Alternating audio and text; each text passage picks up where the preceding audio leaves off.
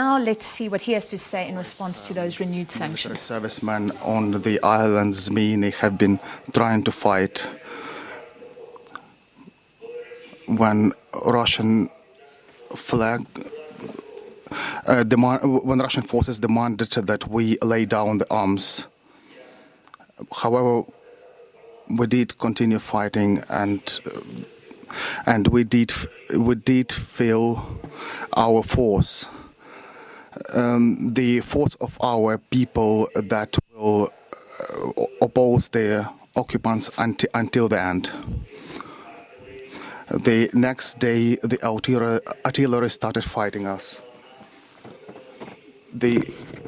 Our army showed us who we are, and we have been able to see who are people and who are beasts. On day 4, we started getting people captive. We have not been torturing them. We remained humane even on day 4 of this terrible war.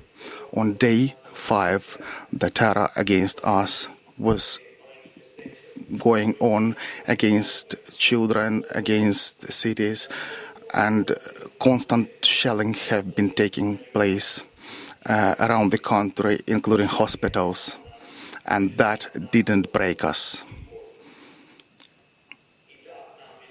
And that gave us feeling of big truth. On day 6, the Russian rockets fell on Babin Yar, that is the place where the Nazis killed thousands of people during the Second World War.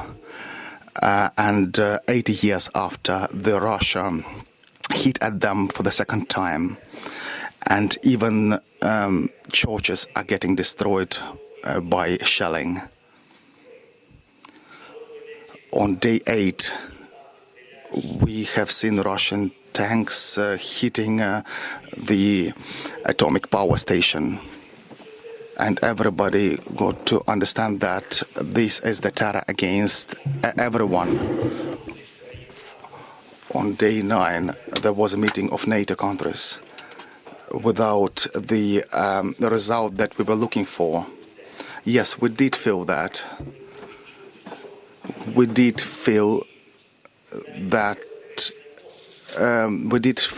Unfortunately, that the alliances don't work properly always, and the no-fly zone cannot be enforced. And on day 10, the Ukrainians started protesting en masse, stopping the armored vehicles with their own hands. And on day 11, the children and cities were being hit, and hospitals as well, with the rockets and constant shelling.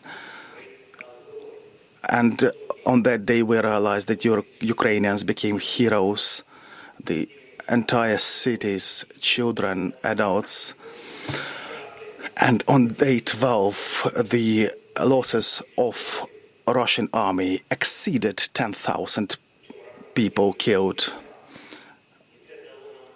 And also including the general, and that gave us hope that there will be some kind of responsibility for those people in front of the court. On day 13, in the city of Mariupol that was attacked by the Russian force, a child was killed. They do not allow any food, any water, and people started panicking. I think everybody can hear that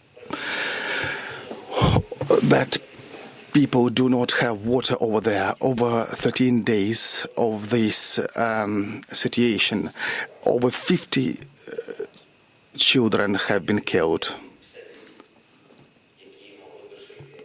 These are the children that could have lived, but these people have taken them away from us.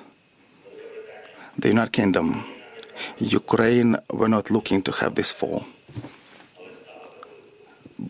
The the Ukraine have not been looking to become big, but they have become big over the days of this war. We are the country that are saving people despite having to fight one of the biggest armies in the world. We have to fight the helicopters, rockets. The question for us now is to be or not to be. Oh no, this is Shakespearean question. For 13 days, this question could have been asked, but now I can give you a definitive answer. It's definitely yes to be.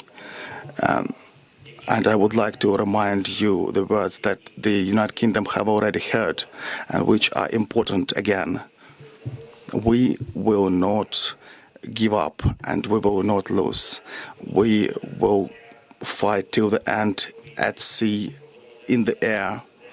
We will continue fighting for our land, whatever the cost.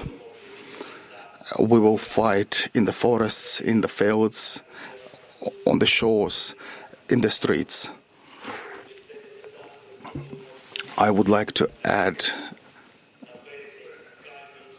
that we will fight on the banks of different rivers like Dnieper, and we are looking for your help, for the help of the civilized countries. We are thankful for this help, and I'm very grateful to you, Boris. Please increase the pressure of sanctions against this country, and please recognize this country as a terrorist state. And please make sure that our Ukrainian skies are safe.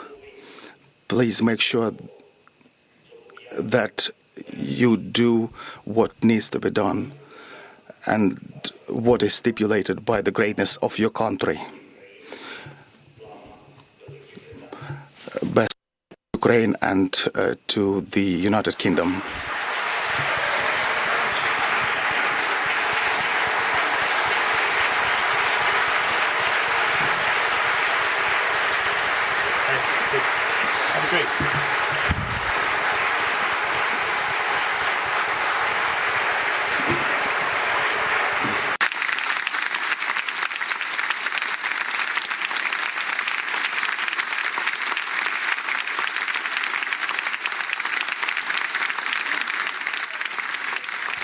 Ukrainian President there, Volodymyr Zelenskyy, addressing the British Parliament, of course, the lawmakers there, talking to them about the situation, Francis, that has been unfolding and giving an account of each and every single day of how things have been looking. And, of course, ending off with we asking for you to please increase the pressure on Russia and declare this a terrorist state, really just painting a picture of desperation there.